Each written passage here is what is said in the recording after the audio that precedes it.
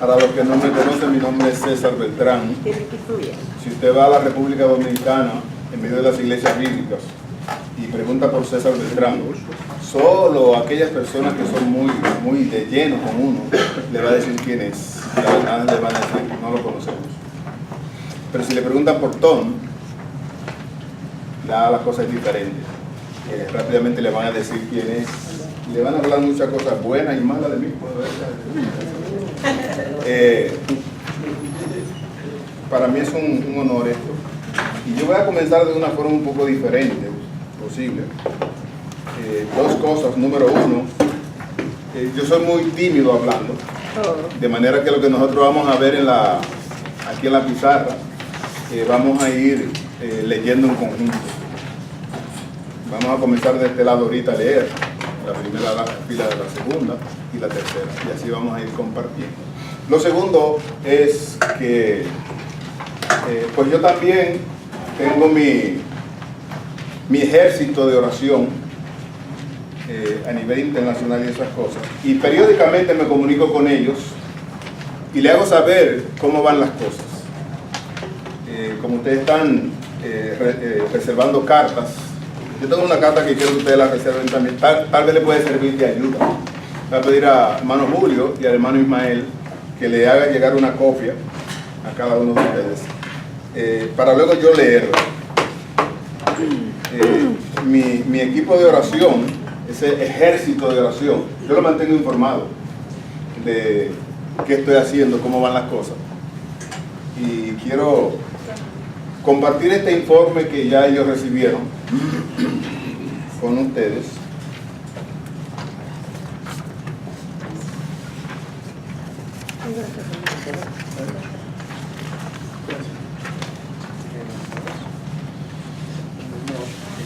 Dale a los jefes también, vamos a quedar bien. Ok, ahorita sí alcanza. Ya pasaron. Sí, muchas gracias.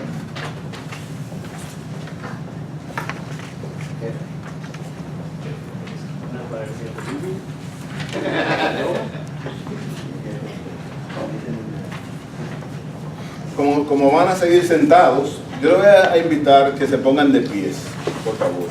Yo voy a leer cómo es mi relación con este grupo de colaboradores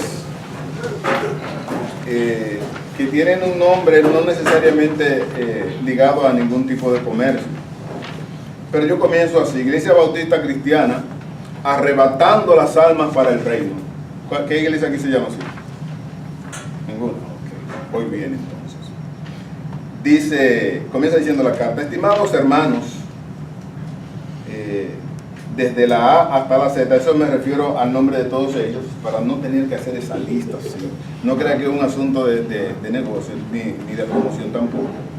Son nuestros sinceros deseos que el Señor Todopoderoso le siga colmando de sus más ricas y abundantes bendiciones, claro, con su familia.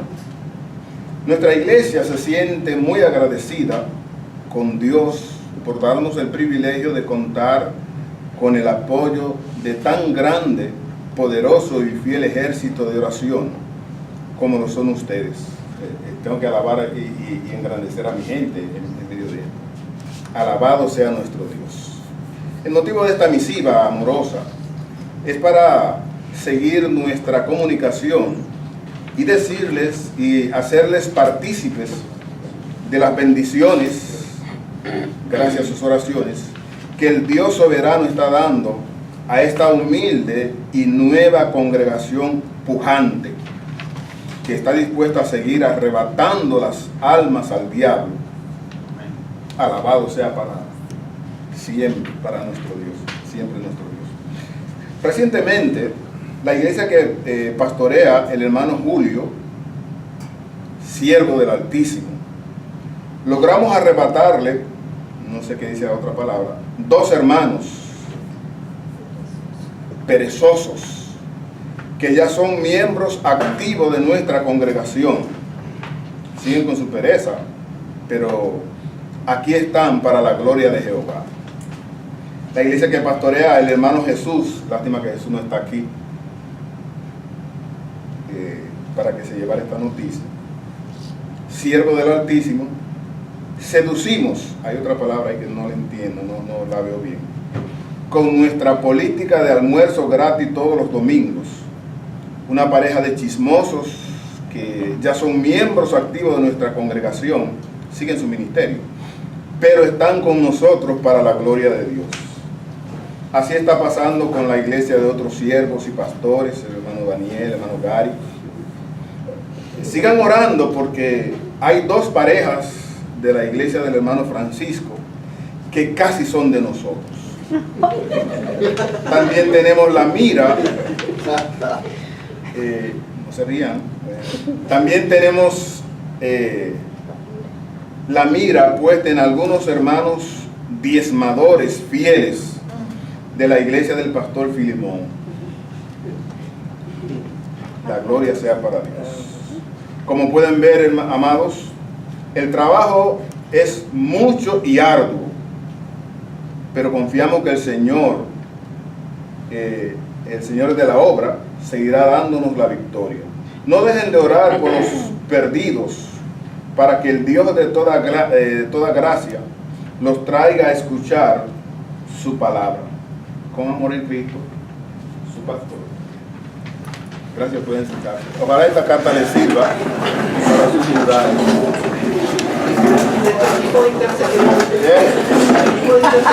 En ayuno, en ayuno. A mí me ayuda bastante porque son los únicos que todavía no se han ido. Muy bien, hermanos. Con lo que hemos escuchado, con lo que ustedes han escuchado a partir del día de ayer hasta ahora, si alguien le preguntara a usted ¿cómo definiría la iglesia, la responsabilidad de la iglesia? ¿Qué usted diría? Si le tocara decir o definir la iglesia, ¿qué usted diría ahora?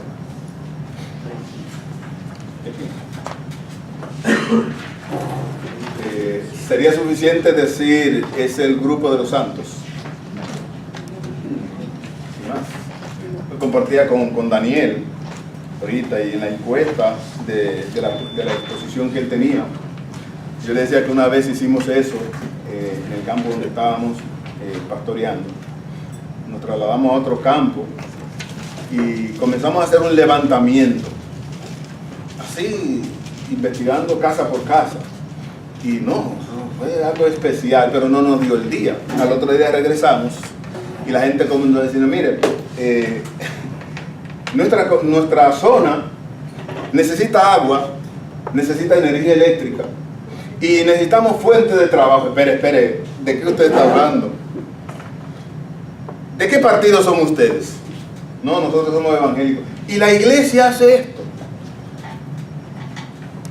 La iglesia tiene que profundizar de esta manera para trabajar en una zona. Bueno, lo que a nosotros en principio nos enseñaron fue que el trabajo de la iglesia era predicar el evangelio y ya. O sea, a veces nos llevaba a no mezclarnos mucho con los impíos porque ya no éramos como ellos. Si practicábamos, en nuestro caso practicábamos béisbol, y recuerdo que el pastor me dijo, bueno, tiene que escoger entre Cristo y el béisbol. Tienes que apartarte de esa vida. Tú estás mezclado con un grupo de gente que no conocen a Dios y son gente del mundo, y como tales entonces ya tú no eres parte de esto. Y a los años después el pastor y yo nos reíamos porque él me decía, eso fue lo que a mí me enseñaron, que el evangélico se apartaba del mundo, y eso fue lo que yo enseñé. Ahora nosotros nos damos cuenta de que en verdad el trabajo de la iglesia es mucho más allá del que nosotros podemos imaginarnos. Y esta gente han estado haciendo unas exposiciones que uno no sabe si es que ellos están haciendo un programa político o qué, cuando nos mandan a investigar tan profundamente la zona donde se piensa abrir una obra o establecer una iglesia. Lo cierto es, hermanos, que estas informaciones, estas investigaciones, estos levantamientos son útiles. En los países nuestros, por ejemplo, aquí es muy estricto esa cuestión, pero en los países nuestros, con facilidad un pastor le puede hablar de toda la zona donde está su iglesia, de las gentes creyentes y de los inconversos. Y le puede hablar con facilidad y señalar personas que él, creyentes e inconversos, que él le puede decir cuál es su situación económica inclusive. Y puede hablar de muchísimas cosas de estas familias. La razón es el privilegio de poder penetrar en la vida de la gente. Jesús, en una ocasión, y voy a querer que alguien nos lea ese texto, por favor.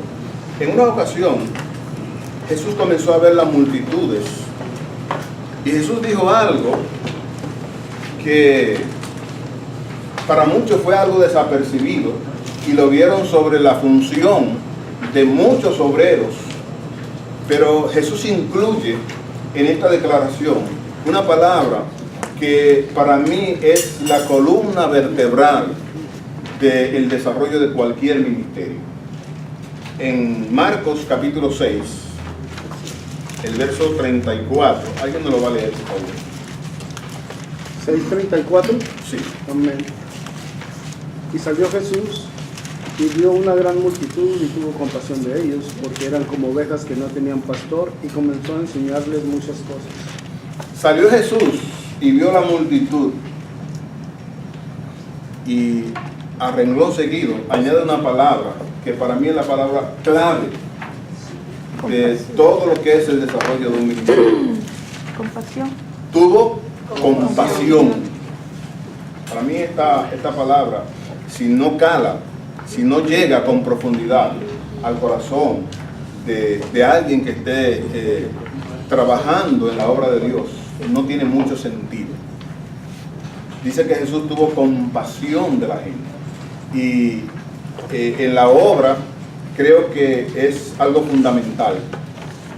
Si no hay compasión por la gente, vamos a hacer un trabajo por hacerlo. Y lo menos que vamos a lograr, lo menos que vamos a querer es compenetrarnos en la vida de la persona. Y el ministerio, tanto de inicio de obra como en establecimiento de obra, tiene que ver con eso. En República Dominicana le dicen a una gente, yo le digo a Daniel, tú sí eres metido, muchacho. Él sabe lo que le estoy diciendo. Y es una persona que vive metiéndose. Metiéndose en la vida de otro. Nosotros decimos, metiéndose en lo que no le importa. Es la idea. Y en el trabajo pastoral esto es muy importante. O sea, cuando a uno le dice, espérese, usted se está metiendo demasiado profundo, eso es bueno. Trae sus consecuencias, ustedes. Que la gente le dice a uno muchísimas cosas. Pero es señal de cómo usted quiere llegar a meterse, a compenetrarse con la vida de la gente. Y cuando nosotros hablamos del evangelismo, hablamos de la evangelización, esto tiene un papel fundamental en la vida del que va a iniciar obra o el pastor en función. Vamos a comenzar, hermana Isaura. Okay. ¿Puede leernos aquí un momentito, hermano? La evangelización no es opcional para iniciar iglesia. Cuando usted escucha decir, escucha esto, de que la evangelización no es opcional, ¿en qué piensa?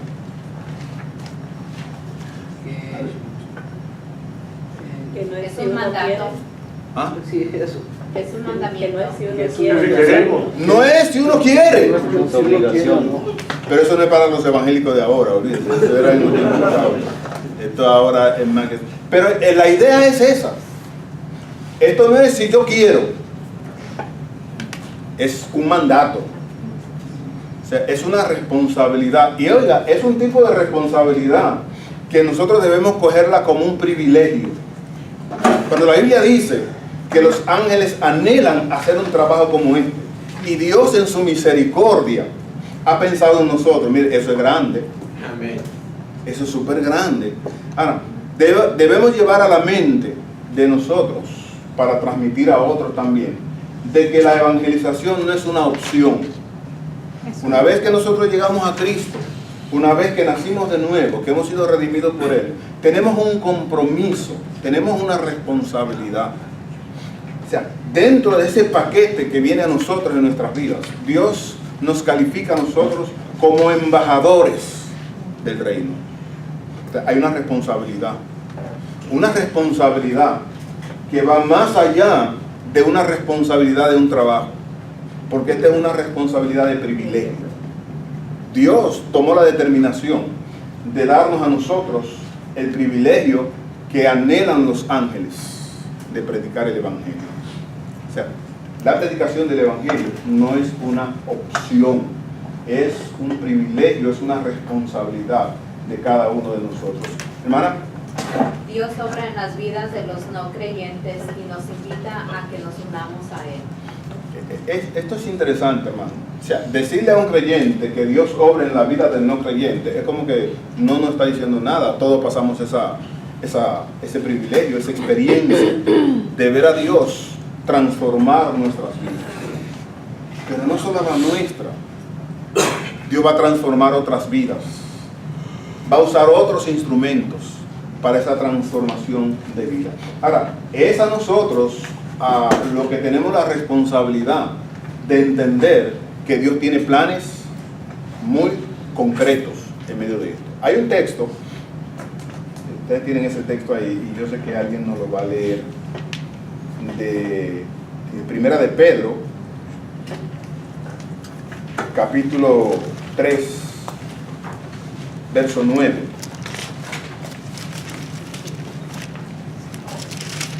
Observe esto de este texto. Primera de Pedro, capítulo 3, verso 9. ¿Quién nos lo lee?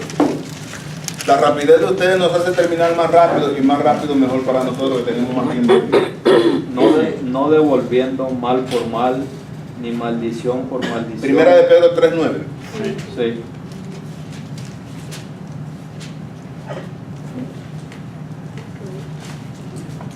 Este debe ser entonces segunda de Pedro 3.9. Esta computadora parece que tenía problemas. Sí. El Señor no retarda su promesa, según algunos la tienen por tardanza, sino que es paciente para con nosotros, no queriendo que ninguno perezca, sino que todos procedan al arrepentimiento. Dios está interesado en la gente. Y Él, dice la palabra, no retarda su promesa. Ahora, Dios es paciente. La razón de esto es que Dios no quiere que nadie se pierda. Ahora, ¿cree usted que Dios es paciente? Deme un ejemplo de la paciencia de Dios. La mayoría de nosotros, ¿cuántas veces escuchamos el Evangelio? 10 veces. 15 veces. Y si usted fuera Dios y yo le resistiera 5 veces, ¿qué hubiese hecho conmigo? Así mismo, dígalo. De una vez. De una vez. Entonces, Dios es paciente. Y esa paciencia Dios nos la transmite a nosotros.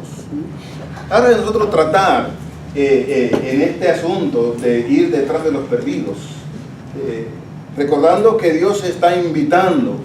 Nosotros somos ese acto de creación, ese instrumento de Dios para que el Evangelio llegue a una gente. ¿Cuántas veces? Tenía un pastor que él te mandaba, en la época que se respetaban los pastores, él te mandaba a un lugar específico. Te mandaba a un lugar específico y tú ibas, predicabas, hablabas, le presentabas el plan de salvación a la gente y tú regresabas. Mañana él te decía, tiene que ir a ese... Pero yo fui, y a veces te hacía ir 10, 12 veces. Y de repente tú decías, pastor, con todo el respeto que me dio, pero son 11 veces, vete, porque a las 12 él se va a convertir. Y esto se hacía. O sea, es una muestra de esa paciencia de Dios que Él transmite. ¿Por qué? Porque nosotros pasamos una situación así también. Ninguno de nosotros recibimos a Cristo desde la primera vez que escuchamos el Evangelio. Resistimos. Y la misericordia de Dios el amor de Dios se fue extendiendo en medio de ellos. Dios sigue haciendo este trabajo. Ahora, cuando hablamos del inconverso, cuando hablamos de la persona sin Cristo, cuando hablamos del no creyente, hermano, Muchos no creyentes tienen curiosidad y se interesan en las cosas espirituales. ¿se ha dado cuenta usted de esto? Ahora, en la época que estamos viviendo, que están surgiendo tantas cosas con la naturaleza, que hay como una descomposición social, la gente está tratando de encontrar respuesta. Y en esa respuesta que la gente está tratando de buscar, entra la posibilidad de ellos querer escuchar el mensaje de Dios. De que, no es que se van a convertir, pero ellos están buscando algo que deje ver una opción frente a todas las turbulencias que la vida nos va enseñando. O sea, parece ser, a veces nosotros interpretamos esto de esta manera, parece ser que la situación que se está viviendo está cerrando los corazones de la gente. Y a veces lo que la gente está es buscando curiosidades. ¿Qué es lo que está pasando? ¿Qué es lo que hay? ¿Qué es lo que son? ¿Dónde está la respuesta de una determinada situación? Y hay oportunidad que le llevan a interesarse en escuchar de Dios.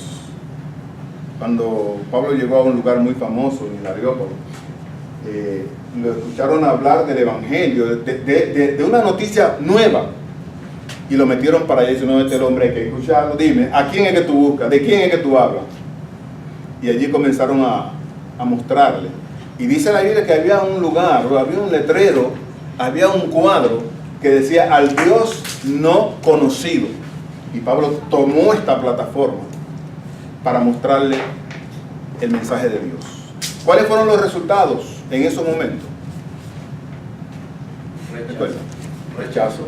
Nadie. Pero algo sucedió. Y es que en medio de esas curiosidades, Pablo plantó semillas del Evangelio. Recuerda que usted y yo tenemos la responsabilidad solo de sembrar. Nosotros no estamos para convencer gente. Y cuando nos lanzamos a convencer gente, tenemos experiencias negativas. En una ocasión, en esa fiebre del primer amor, un grupo de jóvenes salimos a visitamos a una joven, y allí le metimos el Evangelio, mire, por todos los lugares donde podía entrar, casi hora y media predicándole, y la muchacha se sentaba de lado, y nosotros, esa es la lucha contra el diablo que está ahí, es Dios y el diablo. La muchacha hizo una decisión, ¡wow!, victoria. Al otro día mandamos a unas muchachas a visitar, dice: no, yo no me he convertido. ¿Cómo? Pero ellos vinieron, y tú hasta ahora, sí, lo que yo quería era salir de ellos. Estaba pasando el proceso menstrual y los dolores me tenían loca. Ellos nunca entendieron eso. Era que tenían que convencerme para yo aceptar a Cristo como Salvador. Luego más adelante ya aceptó a Cristo, pero nos dio una enseñanza en medio de eso. Nuestro trabajo es sembrar. La cosecha de esa siembra la va a tener el Señor. Entonces nosotros vamos a encontrar personas aún en estos tiempos con muchas curiosidades, con mucho deseo de escuchar cosas nuevas, y dentro de las cosas que estarán listos para escuchar es acerca del mensaje de salvación. Y déjeme decirle, si quiere verlo como un truco, no importa, pero déjeme decirle, cuando nosotros logramos que una persona se detenga a escuchar el mensaje de Dios, aunque sea por respeto a nosotros, hispanos no sabemos decir no rechazamos, escuchamos, aunque tengamos llegó alguien a hablarnos ahora mismo y yo tengo que salir en 3 minutos. ¿Cómo decirle no a esa persona? Yo me siento escuchado y voy a hacer todas las decisiones que él quiere que yo haga. El asunto es dejarlo complacido. Pero ¿qué hay detrás de esto? Que la palabra sea sembrada. El trabajo de ahí en adelante es el trabajo del Espíritu Santo. Y Él entonces hará su trabajo con esa persona. Algo más, por favor. Los no creyentes deben vencer barreras específicas en cuanto al Evangelio.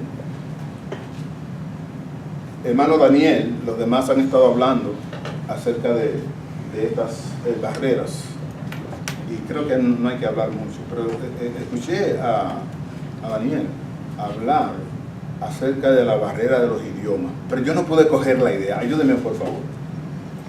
Yo no pude como coger la idea cuando él estuvo hablando acerca de entre las Digo barreras. que los padres hablan español y los hijos aquí. Los padres hablan español. Los se desarrollan más en el inglés y entonces hay un problema. Una barrera que trae problemas. Pero él habló de varias barreras.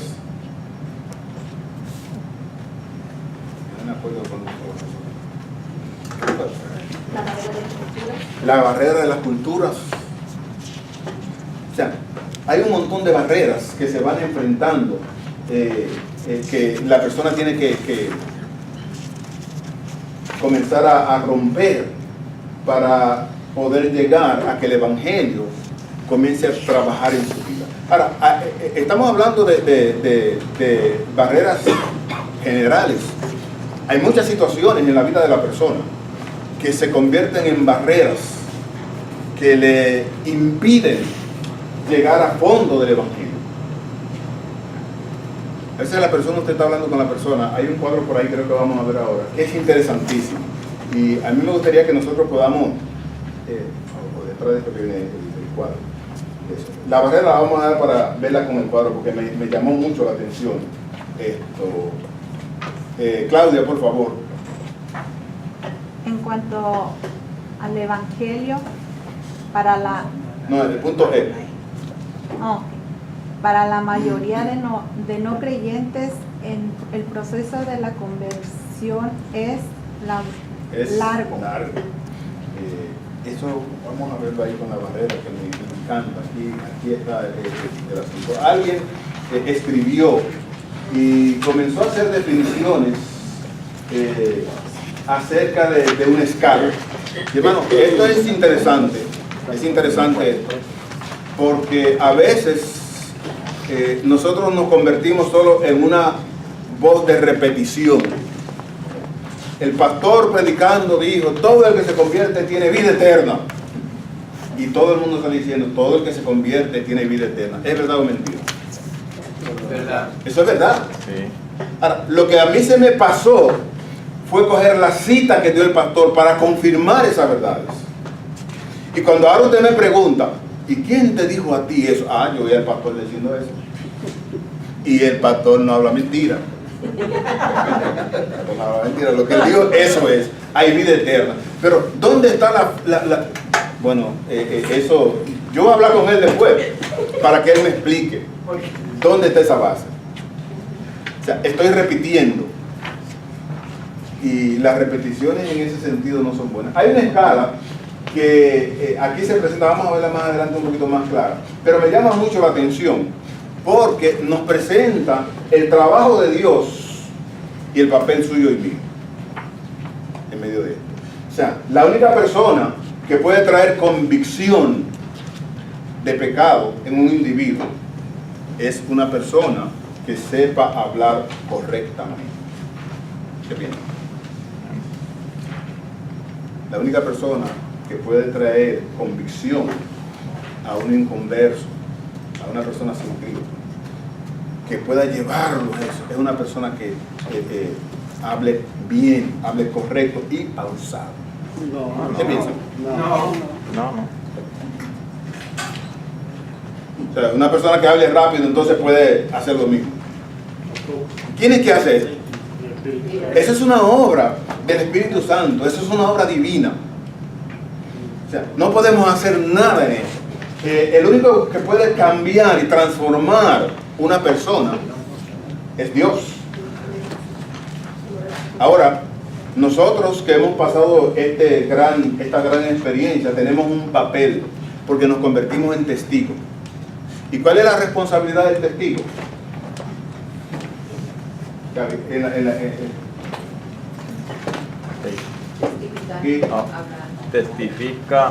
Testifica, habla, evangeliza, proclama, enseña y dialoga, persuadir. La responsabilidad nuestra es dar testimonio. Ayer pedían un ejemplo de alguien que diera su testimonio corto, creo que fue el hermano Jorge, se paró y en 3-4 minutos le presentó su testimonio así al amigo que estaba con el que estaba hablando. O sea, es su responsabilidad, es mi responsabilidad poder testificar. Lo único que podemos nosotros hacer es esto: hablar, evangelizar, proclamar, enseñar. Ahora, me gusta el último, que es un diálogo.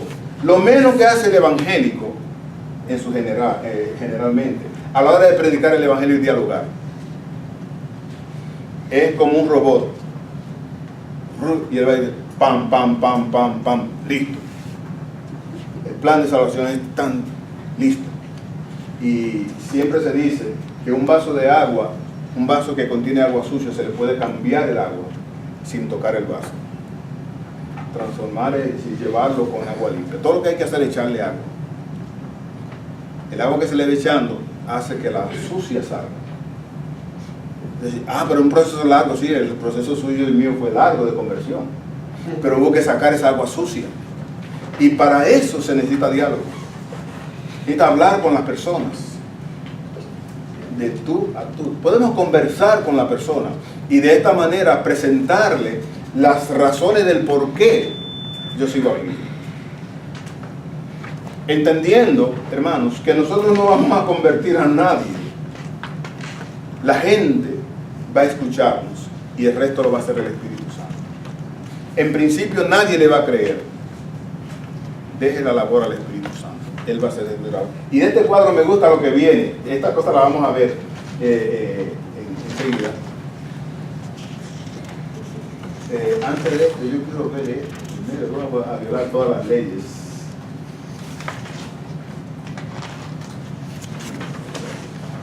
Voy a violar un poco de leyes en medio de esto, pero yo quiero llegar para que nosotros podamos ver parte de lo que son estos problemas que va causando como obstáculo en la vida de la persona sin Cristo, que puede hacer que la persona comience a echar a un lado el Evangelio o no hacer caso en principio a lo que nosotros estamos enseñando. Y la escala lo que nos va a enseñar a nosotros es el orden, o sea, más o menos 10 de las cosas que generalmente la gente tiende a presentar como obstáculo de llegar a Cristo. Ahora, en esta escala nosotros vemos que la respuesta humana frente a las situaciones pueden ser diversas. ¿Qué lleva a una persona a no recibir a Cristo como Salvador personal? ¿Qué lleva a una persona a escuchar el Evangelio y no recibir a Cristo como Salvador personal? Bueno, no hay una razón, hay muchas. Y en un diálogo nosotros podemos encontrar esto para saber cómo ubicarnos con las personas. Ahora, escuchaba a un pastor con quien andaba hablarle a una persona de Cristo y comenzaron a hablar de deporte.